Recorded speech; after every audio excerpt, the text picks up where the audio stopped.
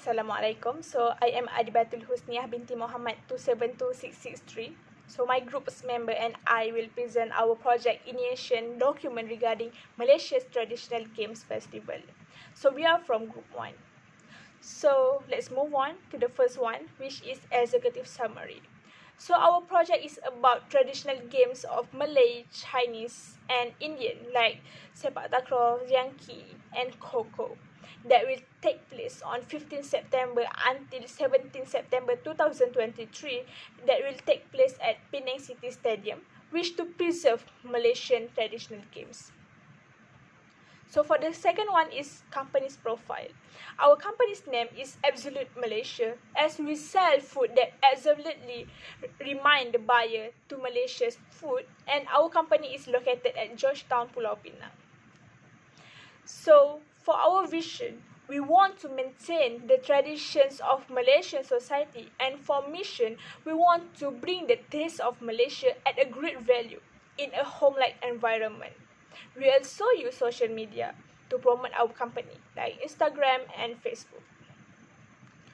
For our project background, the name of the project is Malaysia's Traditional Games Festival, which will be held in Penang City Stadium, Georgetown, Penang, and will be held from 15 September until 17 September 2023. There are some games that will be took place, like I said earlier, like sepak takraw, Kho, and yo-yo, which comes from multiracial traditional games of Malaysia. For our project objective is to promote Malaysian culture to Malaysian and tourists, and for our desired outcomes is to maintain the unique culture in Malaysia. So that's why we did this project, which is regarding Malaysian traditional games. So that's all from me. I will pass this presentation to the next person. Thank you. I'm Ms. Siti Sarah Muhammad Yamin, 272646, and we continue to present for the project details. So our company will conduct Malaysia Traditional Games Festival at Penang City Stadium, which is located at Georgetown, Penang. There are several facilities have been provided, such as lounge room, parking site, and good technical equipment. There are few traditional games that our participants may join for this festival, as they need to register via online and choose what traditional games that they are interested to participate. During the festivals, there are 30 lots available for the food stall. So, next for the opening ceremony, the festival will start with an opening speech by the CEO, and will continue with the welcoming speech by the Minister of Tourism, Arts and Culture, Penang. We will also invite Kogira Master to do performance at night. The closing ceremony will be given by the Ministry of Tourism, Art and Culture, Penang, Mr. Jonathan Freddy. Then the event will end with a prize giving ceremony for all the winners. For the registration session, all the participants need to gather at least 45 minutes before each game begins at their games location. Before each game starts, the activity will take in about 10 minutes to brief about the games to the participant. The first day of the festival, we start with the opening ceremony. There are 4 traditional games to be conducted, which are sepak takraw, yo-yo, congkak, and Yangki. At night, Kogira Master will be invited to do a performance. We have 4 games on the second day of the festival, which are Gala Panjang, Kho, Chaturanga, and Batu Seremban. At the same time, Ella will do the performance. On the last day, only 2 games will be conducted, which are Kabaddi and Ting.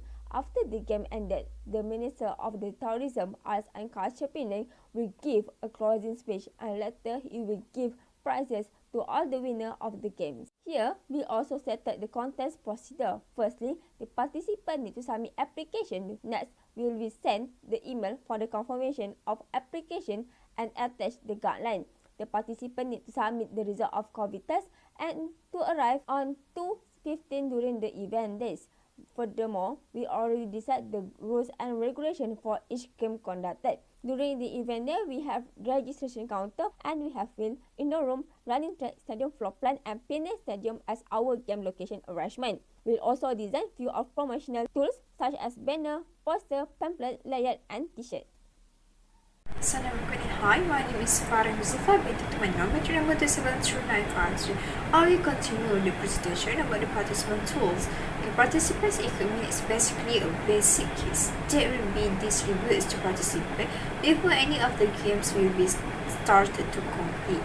Okay, it will be provided by the organizers to each player who will be involved on the day of the events. Okay, the example of the participants tools is the sepak takraw balls, yo-yo, congkak and marbles, xianggi board. Next, for the facilitators, through the 3 days of the events, our role from activities consisting of the 5 members will be our facilitators for our games that we have organized during all these events. They will look after the welfare of our participants who participate in the competitions on that day. Among the welfare that we will take care of includes in terms of foods, drink and the safety. For the score sheets, there are different charts for the different games. For example, for the sepak takraw, they have a first, half and the finals. For the congkak, they have 3 sets. Next is the competition prizes. Competition prizes is to recognize and reward participant achievements. Okay, the prizes is in terms of financial product as a rewards from our own company. Okay, the prizes for the sepak takraw, for the first prizes, they will get the 1,500 ringgit, and also the product from Absolute Malaysia. The second prizes, it will get the 1,000 ringgit and our product. And the third prize will get the 500 ringgit and product from the Absolute Malaysia, and the consolidation will get the 100 ringgit and product from Absolute Malaysia. For the yo-yo, it will get the first prize will get 300, second prize will get 150 ringgit, third prize will get the 100, and consolation just only gets the product from our Absolute Malaysia, and first, second and third prizes will also get our product from Absolute Malaysia. Then I will pass to the next presenter. Hi, my name is Anu Muhammad. My metric number is 272747. So I will continue with the next subsection, which is 6.0 until 8.0. So I will discuss first 6.0, which is project tentative. So this is our project tentative, which have 3 days. As you know that our event have for 3 days. So the first day we have the opening ceremony and also welcoming ceremony from Ministry of Tourism, Art and Culture Penang. So and then we continue with the competition and the performance. So each of the days, which is for the first day and also for the second day, we have the performance from the celebrity, which is the first day is from Kugiran Masdo, and then the second day is from Ella. So move to the next day, which is the second day. We have also the competition and also the performance, and then the last day we have closing ceremony, and we end our event with the giving prize to the winner from the competition. And then we move to the next subsection, which is 7.0, project organizational structure. So this is our project organizational structure, consists of name of our committee and also their position. So each of the position has their own responsibility to carry out along with the project. So this is because to make our project success, they have to know their own responsibility and do what they have to do. So this subsection is related with the next subsection, which is project team, task and delegation. So in this subsection, we have 3 color that have their own meaning. So the first one is responsibility, and then the some involvement, and also the notify. So according to the position from the project organization structure, they need to know which position, which responsibility they need to do the action from this project team, task and delegation. So I think that's all from me. Thank you. Good day to Doctor and my friend. My name is Naturally. My metric number is 271836, and now I will continue with the work breakdown structure. Here is our event ABS, which is following the activity base to segregate the tasks. Now we proceed to the stakeholder list. Here is stakeholder list for our event, which include our supplier, participate, sponsor, project team members, and project team management. Each of them will having a different roles need to be performed before and during the events. Such as supplier, they need to provide the base of event or the traditional food that we need. And participate, they will join our event as a game player. As you can see here, we choose the Penang, and because it is unique, it have a beach which is the longer bridge in Malaysia and Southeast Asia, which known as the Sultan Abdul Halim Muazzam Shah Bridge, which has a length of 24 km. And we choose the place is the Penang City Stadium because it can provide a survival facility that might be easier for us to conduct the event, including like launch room, parking site, and good technical equipment, and also the transportation facility is easy for participants to join the event. And now I continue with the project constraint. Here we have total four of the constraint, which is the cost, time, venue, and resources. So for the cost, we have done our budget, which we need a total of 137,150 ringgit for the whole event, which including like the cost of renting the stadium, salary of worker on the festival, or the material that we need to be used, and etc. And the second one is the times. Actually, we plan to have a 5-day event, but due to the weekday, many workers, they will have their job and they won't be able to join. So we shorten to 3 days, which locate at the 15th September to 17th September, and it is also a public holiday for Malaysia. The third one is about the venue. Actually, we at first planned as the Hall Sungai Nibong, but it is too small for us to run our events. And last, we choose the Penang City Stadium, and because the price is affordable and it can support a large number of participants and visitors, it will be more easy for our event to go on. The last one is the resources. We're doing the traditional games, so the tool for purchasing traditional game is quite high. So it is a problem for us. But last, we choose to renting the tools, so it will be more cheaper and affordable. That's all from me. I will pass to next presenter. Assalamualaikum. My name is Nazata Nazira binti Norisha, metric number 272697. So now I'm going to present about the risk mitigation strategies in implement this Malaysian traditional game festival. So to implement this festival, we have to face some of the risks like technical risk, operational risk, schedule risk, and also the cost risk. For the technical risk, problem system will be occur like power problem in the power amp, microphone, speaker, and something like that, which will affect the flow of the event, which will make the consume of the event will be taking a long time. The second risk is operational risk, which it may occur when the competition is going on. Some traditional games like kabaddi and sepak takraw may result in some incidents. And then the third risk is it may arise because the event is designed at a large-scale event with participants from outside Malaysia. For example, a participant flight may be delayed on the competition day. The last risk is the cost risk, which this risk will arise when there is an increase in the project expenses.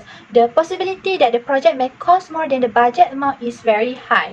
Next, I will continue with the budget of this project. So, to finance this festival, we need about 198,000 ringgit, and the sources of income is come from our company about 75,000 ringgit, and we will also find a sponsorship, which we estimate that the price we will receive is about 100,000 ringgit. Besides, the income from participant fees will be about 8,000, and the rental income is about 15,000 ringgit. So here are the lists that we need for the sponsorship, which is we estimate the sponsorship that we will receive or we will need is about 100,000 ringgit. So this is the types of expenses that will be incurred in the implementation of this festival, which are rental of the assets, rental payment for the festival venue, telephone charge, advertisement, transport fees, and many more, which these expenses will be worth to 37,150 ringgit. So now I will continue with the last part of our presentation, which is the network diagram. So this one is the critical path analysis. So this critical path analysis is we have used this critical analysis to identify the tasks that must be completed on time for the whole project. So for this critical analysis path, they show that path 3 is a critical path because it has the longest path compared to others, which is about 536 days. The last one is the Gantt chart. So we use this Gantt chart to illustrate a project schedule for our activities in order to implement this Malaysian traditional game festival. So that's all from me, and it's the end of our group presentation. Thank you. Assalamualaikum, we are from Group 1 and now we will present about the supply chain in the healthcare industry. So, I will be the first presenter and let me introduce myself first. My name is Nazatul Nazira binti Norsham, metric number 272697. So now I will present the abstract for this operation management project. So, the title of this study is on the supply chain in the healthcare industry, which is related to the supply chain process for the healthcare tool and the problem that faced by some countries regarding the supply of health tools during the COVID-19 pandemic. Okay, the objective of this study is to find out the issues and effect of the lack of supply of healthcare tools to some country that face this problem and how they overcome the problem. For example, in the production of medical examination gloves in Malaysia, the supply chain for gloves shifts power in their direction as the increasing demand for medical gloves caused the Malaysian glove business to expand quickly. Another example, in addition, there are problem in terms of supply chain logistics that have limited transportation activities which can be overcome by developing own local sourcing unit and not being too dependent on other countries for supply. So in the conclusion, in this study, we have found out that the supply chain in the healthcare industry is not only important during the COVID-19 outbreak, but it is like life to the country where if this chain breaks, it will affect the health operation at that time. So that's all from me, and I will pass to the next presenter. Thank you. Hi, my name is Anu Muhammad. My metric number is 272747. So I will continue with the next presentation. So the global supply chain have faced considerable obstacles as a result of COVID-19 epidemic. So in this conference paper, we only focus for the healthcare industry. I will only discuss for the production of medical examination gloves in Malaysia. The operation of supply chain for medical gloves in Malaysia to the UK saw a considerable adjustment as a result of increase in demand for gloves during the COVID-19 outbreak. So during the pandemic, the annual use of medical examination gloves nearly doubled in England and also in Scotland. Because of that, the Department of Health and Social Care established a parallel supply chain to the centralized one run by the NHS supply chain in England to satisfy this need. The pandemic's increase in demand for medical examination gloves have caused Malaysian glove business expand quickly and the prices reportedly quadrupled. So Malaysians production increased from 187 billion in 2019 to 220 billion in 2020, and projected production will in 2021 will be 280 billion. That's quite a lot for me.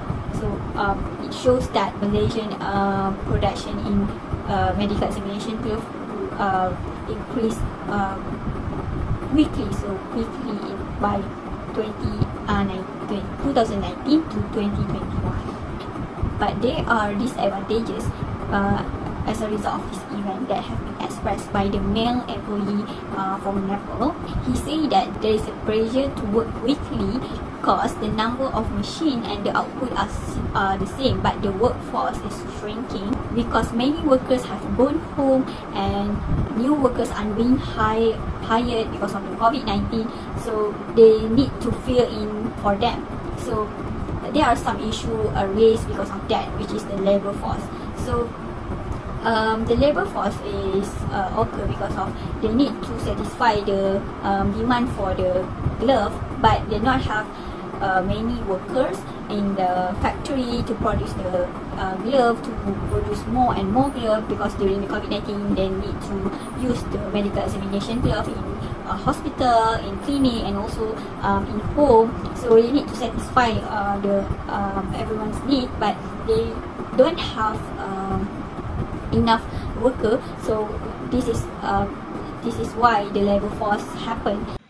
Thank you, Anna. Assalamualaikum. I am Adibatul Husnia binti Muhammad 272663. I will continue with the production of COVID-19 care kit in India, which focus on face mask and test kit. There are some issues regarding the production, as there is limitations of transportation and lead in delayed distribution of products. This actually can be overcome by developing own local sources. So the industry will not too depend on other countries, and as the supplier is still in India, so it will not consume too much time for the distribution of products. Next, there was also unexpected rising in demand due to panic buying. So India ordered test kits from 30 countries in order to ensure the supply is enough. As there are issues on faulty testing kits from China, India actually should encourage local manufacturers to file tenders for producing COVID-19 testing kits by encouraging more private testing laboratories. So there will be smooth supply of test kits in India. For the next issue, there was also shortage of components in production.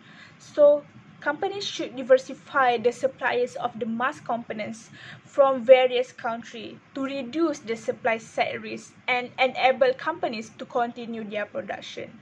If supplier give notice earlier due to short supply of components, actually it will help company to be ready if the components are not enough. So that's all from me. I will pass this presentation to Farah. Thank you. Assalamualaikum and hi, my name is Farah Mustafa with my number number 272953. I'll present the introduction of the production of PPE in global.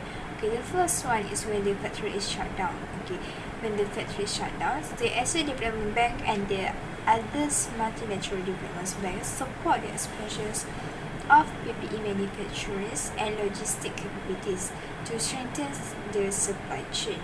Okay, the second one is when there are unexpected rising in demand of the PPE, they reorient manufacturers or non-medical device into the PPE production. And the last one is the shortage of the components in the production. When the shortage arise, they adopt of the just-in-time strategies globally for materials essentials to PPE product in order to increase inventory management efficiency. Then I will pass to the next presenter. Good day to doctor and my friend. My name is Dashalin and my metric number is 27836. And now I will continue on the illustration, which is about the real-time visibility in supplier chain. Real-time visibility in the supplier chain is important to help tracking the logistic activity in the real time and of the movement of goods from supplier to customer. Now I will continue on the real-time visibility in the healthcare industry during the pandemic COVID, which will further illustrate on the hospital. Here is the flowchart of the real-time visibility monitor. Healthcare industry use the real-time supply chain to monitor the order stock such as medicine, injection, and some medicine that mostly will be imported from other countries to Malaysia, and it consists of 5 stages. Company need to monitor from the first stage to the last stage. The first stage is the purchase order, the second stage is the production incurred, third stage will be the delivery good, and the fourth stage will be the shipment, those using the ship as a transmit good, and last stage will be the customer receiving good. In the first stage of the real-time supply chain is the purchase order. For healthcare industry such as hospital will order the stock on the medicine or the supplement or vaccine need for people to make sure it is enough to support of the usage of citizen. Avoiding the out of stock that might lead to the shortage of the product. Second stage of the real-time supply chain in the healthcare industry is the industry which in this state the industry will produce the goods that required in the purchase order. After confirmation of the order, for hospital, they will make a purchase order on specific medicine to the local or overseas medic industry. The industry will produce the in medicine of the hospital needs. In the real-time supplier chain monitoring, the correct process is very important for the entire supplier chain.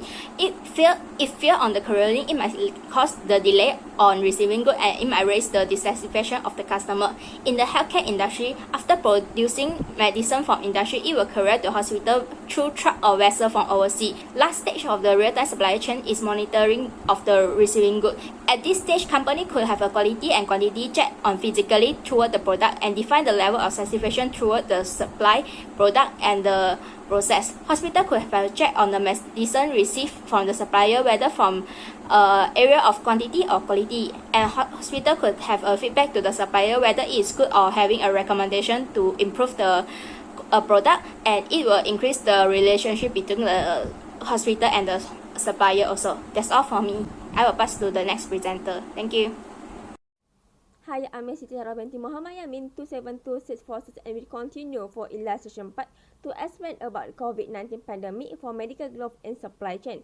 For your information, by 2020, Malaysia will supply the majority of medical gloves sold worldwide, creating 3 out of 4 because they are required to manage and control the assessment of this pandemic. This flowchart above demonstrates Malaysian production and UK sourcing network to explain the supply chain for medical examination gloves. The most suppliers of the world production are located in Malaysia. After all the production is finished, the goods will be distributed to the distributor. That might be intermediary distributor that can be an important element among purchasers and manufacturers. National Healthcare Service, also NHS supply chain in England, manage procurement and logistics. For the NHS framework agreement are frequently made between several suppliers who also referred as the intermediates or distributor in the previous form. Okay, so prior to the pandemic, NHS supply chain in England handled the majority of the purchase and supply examination glove for the hospital trust. Okay, next, this project shows the supply chain for the NHS in England during the pandemic. Okay, from the perspective of the manufacturer, the pandemic increased the demand for the glove and drove up the prices. The supplier and intermediary distributor will now only receive a modest amount of stock because the increased demand for the products. While contract in framework agreement competed with the already in place due diligence requirement, proceed to manage by the NHS supply chain with the current supplier and their outsourced manufacturing base for the demand outstrip supply. Next, for the Department for Health and Social Care, established an emergency prior supply chain for PPE in 2020. Okay, so due diligence was carried out in this situation of similar supply chain, which granted about 45 contracts, but much more quickly than in the case of a typical contract. Medical examination gloves have been offered to UK hospital trusts during the COVID-19 using a push model which involved giving them product for free. That's all for my explanation. Thank you.